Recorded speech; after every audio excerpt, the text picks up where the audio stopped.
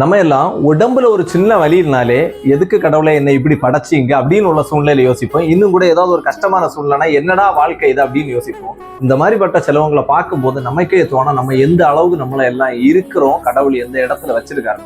ஏன்னா ஒரு தாய் திருமணம் முடிஞ்சு ஒரு வருஷம் 1.5 வருஷம் தனக்கு கணவனு கூட வாழியாங்க.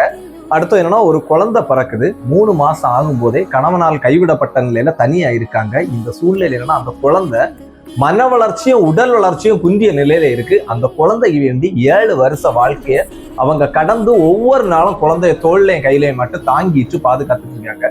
அந்த சூழ்நிலையில அவங்களுக்கு வாழ்க்கையை ஒரு நிமிஷம் யோசித்து பாருங்க.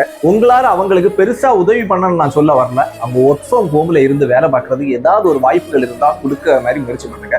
அவங்க MA MPhil வரைக்கும் முடிச்சிருக்காங்க. இங்கிலீஷ் நாலேஜும் ஓரளவு நல்லா உள்ளவங்க தான். முடிஞ்ச வரைக்கும் பண உதவி நீங்க பண்றீங்களோ இல்லையோ தெரியாது, இந்த மாதிரிப்பட்ட ஒரு சப்போர்ட்டாவது பண்ணி கொடுக்க முடிஞ்சா யாராவது பண்ணி கொடுங்க.